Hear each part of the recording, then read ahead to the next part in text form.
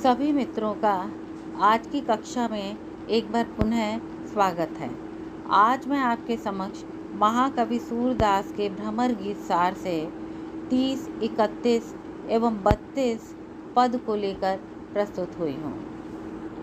गोपियाँ कृष्ण से अनन्य प्रेम करती हैं। वे किसी भी प्रकार उद्धव के बहकावे में नहीं आती हैं और हमें यहाँ पर हर स्थान पर गोपियों की एकनिष्ठ भक्ति दिखाई देती है। पद संख्या 30 आरंभ करती हूँ। हमते हरि का बहु न उदास, राति खवाए पिवाए अधर रस, क्यों बिसरत सो ब्रज को बास, तुम सो प्रेम कथा को कहिबो, मनहु काटिबो घास, बहिरो तान स्वाद कह जाने, गूंगो बात मिठास, सुनरी सखी बहुर फिर हैं वे सुख विविध विलास, सूरदास ऊधो अब हमको भयो तेरहो माँ। कठिन शब्द इस प्रकार हैं। कबहु माने कभी भी, हमते माने हमसे, उदास माने उदासी। हमते हरि कबहु न उदास, ये जो हमारे श्री कृष्ण हैं, हरि माने श्री कृष्ण हैं, हमसे हम गोपियों से कभी भी उदासीन नहीं हैं, कभी भी उदासीन नहीं हो सकते हैं। राति खवाब पियाए अधर रस, क्यों बिसरत सो ब्रज को बास। जब वो हमारे साथ ब्रज में रहते थे तो हम उनके साथ पर्याप्त उनकी सेवा करती थी, उन्हें खूब मक्खन प्यार से खिलाया करती थी, अधरामृत का पान कराया करती थी, अधर रस पिवाए यानी अधरामृत का पान कराया करती थी। क्यों बिसरत सो ब्रज को वास, तो भला जब हमने उनके साथ इतना प्रेमपूर्ण व्यवहार किया है तो क्यों बिसरत, वो भला हमारे ब्रज में हमारे साथ को कैसे भूल सकते हैं। तुम सो प्रेम कथा को कहिबो, मनहु काटिबो घास।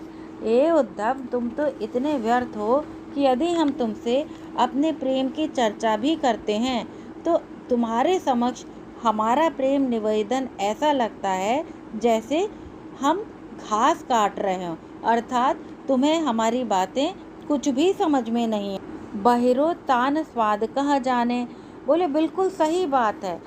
जैसे कोई बहरा व्यक्ति होता है, उसके सामने अगर कोई मीठी मीठी धुन सुनाता है, तान सुनाता है, तो वो उसके आनंद को नहीं ले सकता।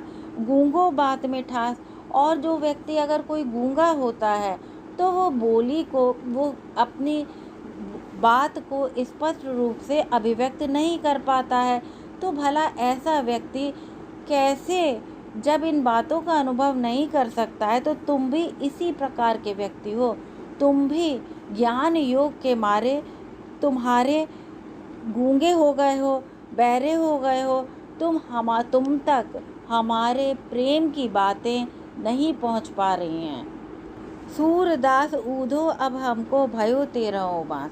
सूरदास जी कहते हैं कि गोपियाँ उनसे कहती हैं कि हे उद्धव, अब हमको भयो तेरहो मास, यानी अब हमारा विरह समाप्त होने जा रहा है। 13 मास माने काफ़ी समय व्यतीत हो गया है। अब निश्चित रूप से प्रभु हमारे बीच लौट कर आने वाले हैं, इसलिए हे उद्धव, अब आप इस प्रकार की हमें बातें सुना सुना के हैरान और परेशान मत किया। यहाँ पर कृष्ण के प्रति गोपियों का अनन्य प्रेम दिखाई दे रहा है।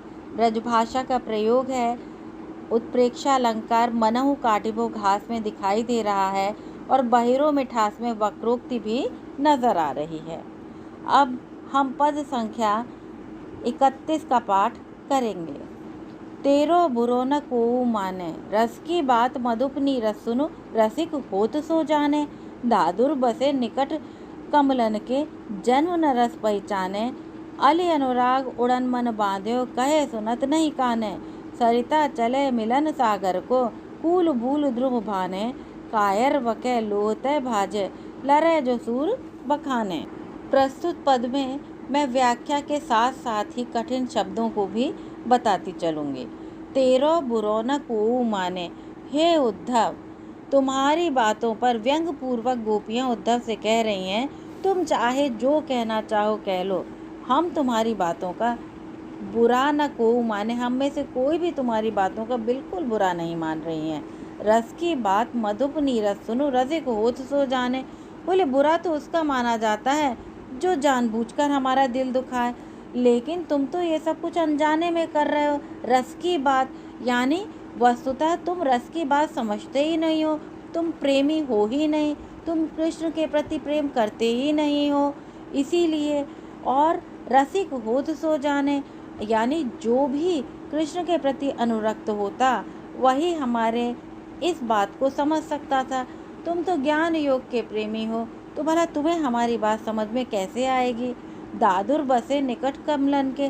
बोले तुम तो ऐसी बात कर रहे हो कि जैसे मेंढक तालाब में कमल के पास निरंतर रहता है, लेकिन वो उनके रस को जान नहीं पाता है।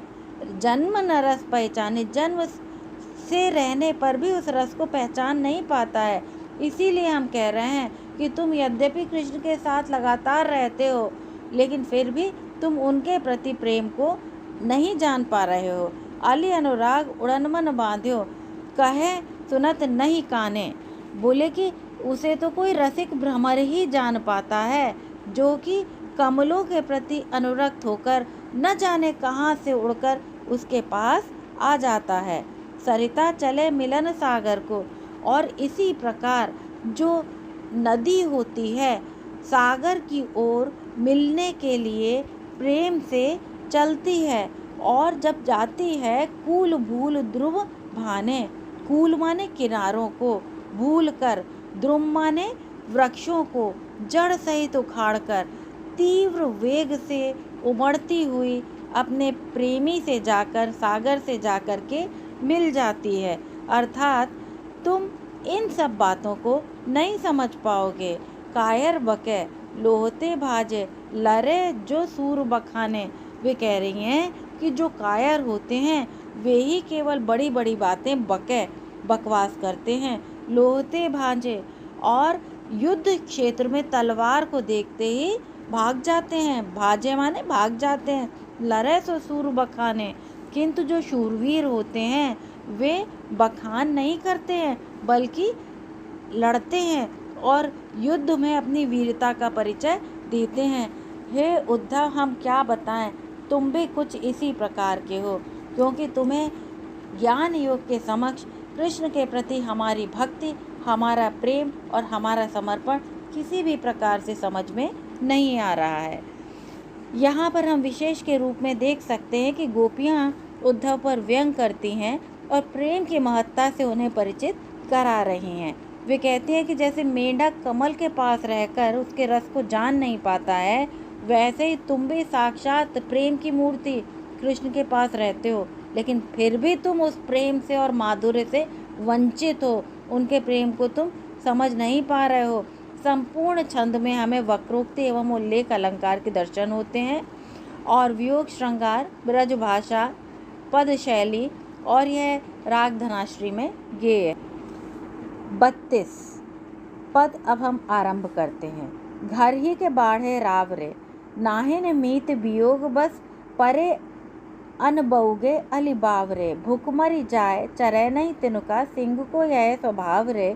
श्रवण सुधा मुरली के पोषे, जोग जहर न खवाव रे। ऊधो हमई सीख का देहो, हरि बिनु अनत न ठाव रे। सूरदास कहाले की जो, थाई नदिया नाव रे। कठिन शब्द इस प्रकार है। बाढ़े माने बढ़ चढ़ कर बात करने वाले, रावरे माने तुम, मीत माने मित्र, अनवोगे सहोगे, अली माने उद्धव, यानी घर ही के बाढ़े रावरे। इतनी बढ़ चढ़कर, यहाँ से व्याख्या शुरू करेंगे बाढ़े से। घर ही के बाढ़ है, घर ही के रावरे। हे उद्धव, इतनी बढ़ चढ़कर बातें करने वाले आप घर के ही शेर हो। नाहिन मीत वियोग बस परे अनबउगे अली बा। आप कभी वियोग का अनुभव नहीं किए हो, इसलिए आप किसी भी प्रकार से हमारे दुख को नहीं समझ पाओगे। गोपियाँ कहती हैं, भूख मर जाए चरै नहीं तिनुका, सिंह को यह स्वभाव रे। बोले शेर का स्वभाव ये होता है कि भले ही भूख मर जाए, चरे नहीं तुनका। वो भूखा मर जाएगा, उसे शिकार नहीं मिलेगा तो वो भूखा मर जाएगा, लेकिन चरे नहीं तुनका, लेकिन अपने शरीर को धारण करने के लिए तिनका नहीं खाएगा। उसका यही स्वभाव होता है। इसीलिए हम तुम्हें स्पष्ट कर रही हैं कि हम तुम्हारे ज्ञान योग के चक्कर में किसी भी प्रकार नहीं आएंगी। श्रवणन सुधा मुरली के पोषे, जोग जहर न खबावरे। हमारे जो कान हैं उसमें कृष्ण की मुरली की अमृत धारा निरंतर पोषित होती रहती है, निरंतर हमें सुनाई देती रहती है। जोग जहर न खबावरे। अब तुम हमें, हमारे कानों को योग का बखान कर करके हमारे कानों को जहर मत खिलाओ, हमें जहर से परिचित मत कराओ। हम तो केवल प्रेम रस और उनकी मुरली की तान को सुनने की ही आकांक्षी हैं और वही हम सुना करती हैं। ऊधो हमें सीखा दे हो, हरिबिनु अनंत न ठावरे। हे उद्धव, तुम हमें क्या शिक्षा दे रहे हो, क्या सिखा रहे हो? अरे हरिबिनु, इन कृष्ण के बिना इस संसार में कहीं भी स्थान नहीं है। ये बात हम तुम्हें अच्छे से ठोक के बता रही हैं। सूरदास का हाल है कीजे, थाही नदिया नावरे। गोपियाँ कहती हैं कि भली प्रकार देखी परखी और थाही नदिया, था ली गई नदी को पार करने के लिए जिस प्रकार नाव की आवश्यकता नहीं होती, उसी प्रकार हमें भी कृष्ण को भली भांति हम जान चुकी हैं, परख चुकी हैं, तो हमें तुम्हारी योग रूपी नाव की आवश्यकता नहीं है। यदि हमें भव सागर पार करना होगा, इस संसार सागर को पार करना होगा, तो हमारे लिए कृष्ण प्रेम ही उचित है। यहाँ भी गोपियों का कृष्ण के प्रति अनन्य प्रेम दिखाई देता है। जोग जहर में रूपक अलंकार है, भूखमरी स्वभाव में दृष्टांत अलंकार है, ब्रज भाषा का सुंदर प्रयोग है और राग धनाश्री में यह पद की